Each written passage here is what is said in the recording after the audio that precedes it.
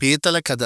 రచన doctor Geddada కస్తూరి ప్రసాద్. ఒక మార్కెట్లో India, America, England పీతలు అమ్ముతున్నారు. దూరపు కొండలు నునుపు అన్నట్లు మన దేశపు పీతలని మన వారు ఎవరు కొనడం లేదు. మిగిలిన దేశపు పీతలు హాట్ కేక్స్ లా అమ్ముడైపోతున్నాయి. మన దేశపు పీతలు గుర్తింపు లేని, టాలెంట్ లేని కళాకారుల్లా నీరసంగా ఉన్నాయి. ఏ రంగంలోనైనా గుర్తింపు, అదృష్టం కలిసి వచ్చిన వారు శంఖంలో పోసిన తీర్థం వంటివారు. మిగిలిన వారికి టాలెంట్ ఉన్న బూడిదలో పోసిన పన్నీరు, పైకి కనబడని కన్నీరు లాంటి వారు. అదృష్టం కలిసి వచ్చిన వారు దేవుడి గుడికి చేరిన పువ్వులైతే మిగిలిన వారు ఎగరలేని గువ్వలు. ఇదిలా ఉండగా మార్కెట్లో అనుకోకుండా ఇండియా పీతల గిన్నెపై పెట్టిన మూత ఎగిరిపోయింది.